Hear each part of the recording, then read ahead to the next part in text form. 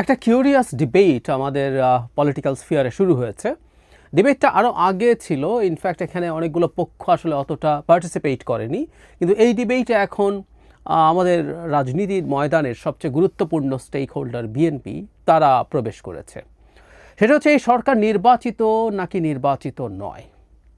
এই আলাপটা দীর্ঘদিন থেকে করছেন জনাব ফরহাদ মজহার। আমি দুদিন আগেই একটা ভিডিওতে এই ব্যাপারে কথা বলেছি। তিনি যে যুক্তির ভিত্তিতে এই কথা বলেন, কিন্তু একটা নতুন ডাইমেনশন তৈরি হয়েছে, কারণ তিনি যে অনুষ্ঠানে কিছুদিন আগে আবার কিছু কথা বলেছেন, যেখানে তিনি বলেছেন নির্বাচন দিয়ে গণতন্ত্র হয় না, সেখানে লুটেরারা ক্ষমতায় আসে। উনি এটার ব্যাখ্যাও দিয়েছেন, সেটা নিয়েও হয়তো কথা বলবো পরে কখনো। কিন্তু সেই একই অনুষ্ঠানে ফরিদা আক্তার, তার স্ত্রী, জনাব ফরহাদ মজহার যখন কথাগুলো বলছিলেন, তখন আসলে অনেকের মাথায় এই প্রশ্নটা এসছে, যেহেতু তার স্ত্রী এই সরকারের একটা অংশ, সুতরাং তিনি যখন বাইরে থেকে কথাগুলো বলেন, দুজনই ইন্ডিপেন্ডেন্ট মানুষ, কোনো সন্দেহ নেই, এবং ফরিদা আক্তারকে আমরা তার স্বীয় কাজের জন্যই চিনি। আমি অন্তত অনেক পরে জেনেছি তাদের এই ব্যক্তিগত সম্পর্কের কথা। আমি ফরহাদ মজহারকেও চিনেছি তার কীর্তির জন্য, তার কাজের জন্য। একইভাবে আমি ফরিদা আপাকেও ঠিক তার কাজের জন্যই চিনেছি। অনেক গুরুত্বপূর্ণ লেখা উনি একটা সময় যখন লিখতেন, আমি অনেক কিছু শিখেছিও। সো আমি আলাদাভাবেই তাদেরকে চিনি, কিন্তু তারপরও যেহেতু তাদের একটা সম্পর্ক আছে, সেটা নিয়ে কেউ বলছিলেন যে জনাব ফরহাদ মজহার যখন এই সরকারকে ক্ষমতায় দীর্ঘদিন রাখার কথা বলেন এবং নির্বাচনের বিরুদ্ধে অবস্থান নেন, তখন সেটা খানিকটা হলেও প্রবলেম তৈরি করে। যাই হোক, সেই অনুষ্ঠানে ফরিদা আক্তার কথা বলেছেন। তিনি বলছেন এভাবে, আমরা অনির্বাচিত, এই কথা কে বলল? আমাদেরকে তো ছাত্ররা, জনতা, যারা নাকি এই পরিবর্তনটা এনে দিয়েছে, তারাই রাষ্ট্র গঠন করেছে, তারাই সরকার গঠন করেছে, তাদের দ্বারা নির্বাচিত আমরা। কাজে আমাদের দায়িত্ব হলো তাদের যে চাহিদা সেটা মেটানো। উনি সেই চাহিদার প্রসঙ্গে পরে বলেছেন যে আওয়ামী লীগের বিচার এটার হলো মূল ব্যাপার, এরকম বলেছেন। মজার ব্যাপার হচ্ছে, এর পরপরই বলা যায় বিএনপির অত্যন্ত গুরুত্বপূর্ণ নেতা জনাব সালাউদ্দিন আহমেদ এটার প্রতিবাদ করেছেন, এবং একটা হেডলাইন এরকম, আপনারা অবশ্যই অনির্বাচিত, সেটা প্রতিদিন স্মরণ করিয়ে দেওয়া হবে। বিএনপি নেতা সালাউদ্দিন বলছেন এরকম একটা কথা। তার বক্তব্যটা এরকম, ডিসেম্বরের মধ্যে নির্বাচন দিতে প্রধান উপদেষ্টা যখন প্রতিশ্রুত নির্বাচনের জন্য বিএনপি রোডম্যাপ দাবি করছে, তখন বিভিন্ন সময়ে বিভিন্ন উপদেষ্টা পর্যন্ত বক্তৃতা দিতে শোনা যায় যে জনগণ নাকি তাদের 5 বছরের জন্য চায়। ইতিমধ্যে স্বরাষ্ট্র উপদেষ্টার পদত্যাগ চেয়ে আমরা বহু কমেন্ট দেখেছি, সেটা উনি দেখেননি, উইচ ইজ রাইট, যে তিনি যখন বলছেন জনগণ 5 বছর থাকতে বলছে, আর সেই তুলনায় তাকে ক্ষমতা থেকে যেতে বলেছে আরও অনেক বেশি। যাই হোক, এরপর তিনি ফরিদা আক্তারের কথাকে অ্যাড্রেস করছেন। জনাব সালাউদ্দিন বলেন, কালকে আমাদের ফরিদা আপা, একজন উপদেষ্টা, আমার সঙ্গে খুবই ভালো সম্পর্ক, সেজন্য আমি সমালোচনা কম করতে চাই। বললেন ওনারা নাকি নির্বাচিত হয়েছেন। কিভাবে? গণঅভ্যুত্থানের মাধ্যমে ওনাদের নির্বাচিত করেছেন জনগণ, তাহলে এদেশে নির্বাচন কমিশন আছে কেন? সালাউদ্দিন আহমেদ আরও বলেন, যদি রাস্তার গণঅভ্যুত্থানের মধ্য দিয়ে সরকার পরিবর্তন হয়, সেটা অবশ্যই এদেশের মানুষের কামনা, কিন্তু একটা নির্বাচিত সরকারের বিকল্প তো আপনারা হতে পারেন না। আপনারা অবশ্যই অনির্বাচিত, সেটা প্রতিদিন আপনাকে স্মরণ করিয়ে দেওয়া হবে। এই হচ্ছে জনাব সালাউদ্দিন আহমেদের বক্তব্য, এবং আমি যেটা বলেছি সেটা এখন দুটো পক্ষ আসলে এই ডিবেটে সরাসরি নামলো, আমরা এভাবে বলবো। ফরিদা আক্তার সরকারের একজন উপদেষ্টা, এবং এটাকে ঠিক ব্যক্তিগত মতামত আমরা এভাবে না দেখে রাদার সরকারের এক ধরনের অবস্থান আছে আমরা বলতে পারি, কারণ তার এই বক্তব্যের পর সরকারের দিক থেকে কোনো ক্ল্যারিফিকেশন দেওয়া হয়নি, বা এটাকে তার ব্যক্তিগত মন্তব্য বা এই ধরনের কিছু বলাও হয়নি। সো আমরা ধরে নিতে পারি যে সরকার এই বক্তব্য ওন করছে, হতে পারে। এখন প্রশ্ন হচ্ছে সরকার নির্বাচিত কিনা। মানে ফরহাদ মজহার দীর্ঘদিন থেকে যে কথাটা বলে আসছেন, সেটা হলো একটা গণ অভ্যুত্থানের মাধ্যমেই আসলে একটা ম্যান্ডেট, এর যারা গণ অভ্যুত্থানের অংশ, যারা গণ অভ্যুত্থানের প্রধান শক্তি, তাদের মতৈক্যের ভিত্তিতে তৈরি হওয়া সরকারটি আসলে নির্বাচিত সরকার, এবং উনি এটাকে গণতান্ত্রিক সরকার এভাবেও বলতে চান।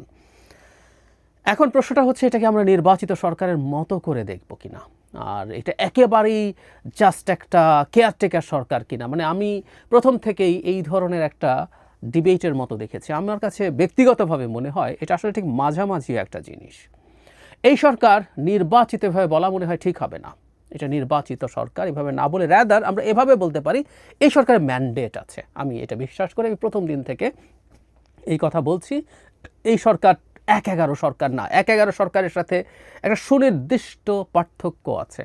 কিন্তু আমি অনেক ক্ষেত্রেই দেখেছি এই সরকারের অনেকেই নিজেদেরকে ঠিক কেয়ারটেকার সরকারের মতোই হয়তো মনে করেছেন। এই সরকারের কিন্তু ম্যান্ডেট আছে, এটা একটা ভীষণ রক্তাক্ত গণ অভ্যুত্থানের মধ্য দিয়ে তৈরি হওয়া সরকার, যেই সরকারকে প্রত্যেকটা পক্ষ গণ অভ্যুত্থানে যারা যারা ছিলেন, যে ছাত্ররা সামনে ছিলেন, বিভিন্ন রাজনৈতিক দল ছিল, প্রত্যেকে এই সরকারটাকে এন্ডোর্স করেছে।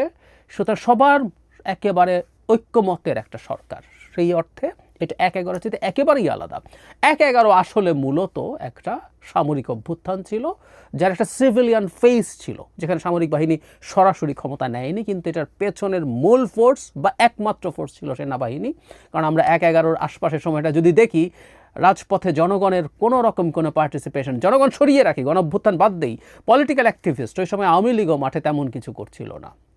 তারা জাস্ট এরশাদের মনোনয়নপত্র বাতিল হওয়ার কারণে তারা মনোনয়ন উইথড্র করছিল। তাতে বাংলাদেশের ২২ জানুয়ারি যে নির্বাচন ছিল সেটা একতরফা একটা নির্বাচনের পরিস্থিতি তৈরি হয়েছে। তখনই ১/১১ ঘটে। এটা একটা মিলিটারি ইন্টারভেনশন। সুতরাং ওই সরকার যেটা এসছে সেটা জনগণের সম্মতির সরকার ছিল না। যদিও আমি আগেও একদিন বলেছি, আমি খুব ভালোভাবে মনে করতে পারি ওই সময়টা আমি এটা বোঝার মতো যথেষ্ট বয়সে ছিলাম, ফলে এটা মনে করতে পারি যে খুব সমর্থন করেছিল মানুষ ওই সরকারকে, ভীষণ সমর্থন করেছিল মানুষ, ওটার পক্ষে খুব সিরিয়াসলি দাঁড়িয়েছিল আমার মনে পড়ে, অন্তত শুরুর বেশ কিছুদিন, বেশ কয়েক মাস। যাই হোক, সেটা সম্মতির সরকার না, এটা জনগণের সম্মতির সরকার। সুতরাং এর অবশ্যই এক ধরনের ম্যান্ডেট আছে, একটা রক্তাক্ত গণ অভ্যুত্থান হয়েছে, সেই ম্যান্ডেট এই সরকারের আছে। ফলে একটা কেয়ারটেকার সরকার যা যা করতে পারার কথা, এই সরকার তার চাইতে বেশি কিছু করতে পারে বা তার নিজেরও একটা স্টেক থাকতে পারে, এটা হওয়া অসম্ভব না। কিন্তু তাই বলে এটা একটা নির্বাচিত সরকারের বিকল্প হিসাবে দাঁড় করানোর চেষ্টাটা কিন্তু ভুল। যতই বলি না কেন, এই সরকারকে সরকার নিজেই অন্তর্বর্তীকালীন সরকার বলছে, সরকার নিজেই বলছে এটা একটা ইন্টারিম সরকার। তার মানে বাংলাদেশের দুটো রেগুলার সরকারের মাঝে এটা একটা অন্তর্বর্তী সরকার।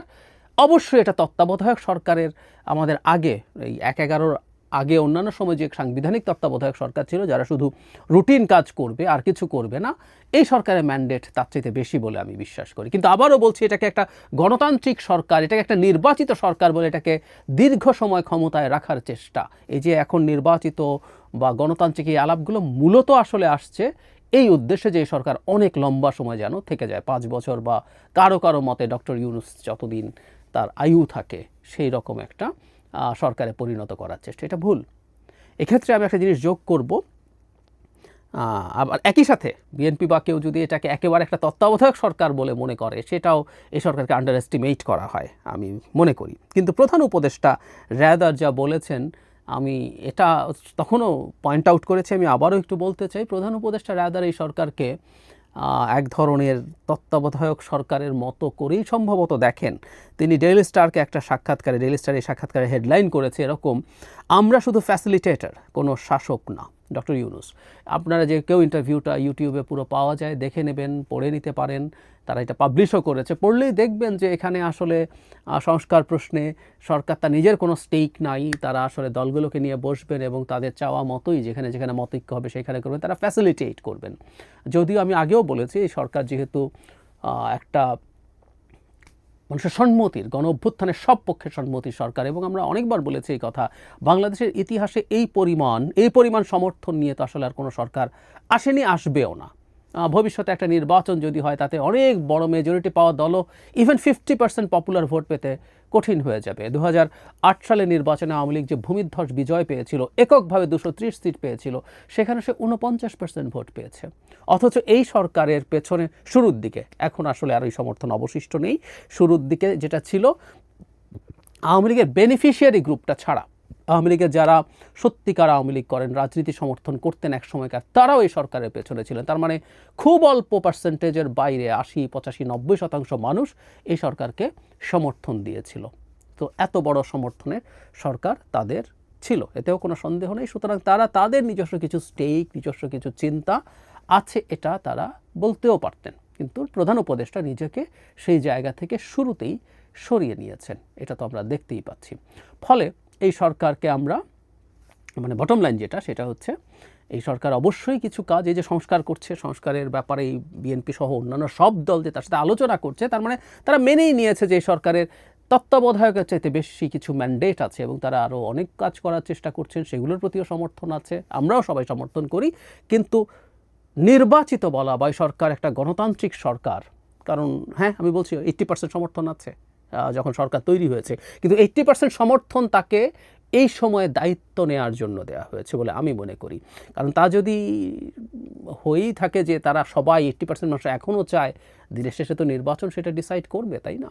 যদি সেটা হয়ে থাকে, যাই হোক, যে কথাটা বলছিলাম যে এই সরকারটা এই সময়ের জন্য তারা অবশ্যই একটা অন্তর্বর্তী সরকার, এটা টিপিক্যাল কেয়ারটেকার সরকার না, তারা কিছু কাজ করছে করুক, কিন্তু তাদেরকে নির্বাচিত এবং গণতান্ত্রিক সরকার বলা সম্ভবত সেই সিনক্রোনাইজড প্ল্যানের পার্ট, এই পার্টটা আমরা কখনো যাতে হতে না দিই। কারণ বাংলাদেশের ভবিষ্যৎ গণতান্ত্রিক যে ট্রান্সফরমেশন, তার জন্য একটা নির্বাচন লাগবেই। এটা নিয়ে অনেক কথা বলেছি, এটা নিয়ে অনেক গালি খাচ্ছি, কিন্তু এই কথাটা বলে যাব, আসলে ওটা লাগবেই এবং ওটার মাধ্যমে যে সরকার আসবে, ভুল ত্রুটি সমস্যা সব কিছু সহ, সেটাই আমাদের সরকার। সেটার সমস্যা করলে তার বিরুদ্ধে কথা বলা, লড়াই করা, মাঠে নামা, যা যা লাগবে, তাকে তার পরবর্তী নির্বাচনে ভোট না দিয়ে শাস্তি দেয়া, নতুন রাজনৈতিক দলকে সমর্থন দেয়া, নানান কিছু হতে পারে। এভাবে একটা ডেমোক্রেটিক সিস্টেম চলবে। এভাবে আসলে কোনোভাবেই এই সরকারকে লম্বা করে টেনে নেওয়ার মতো কোনো রকম কোনো ন্যারেটিভ আমরা মাঠে দাঁড়াতে দিতে চাই না।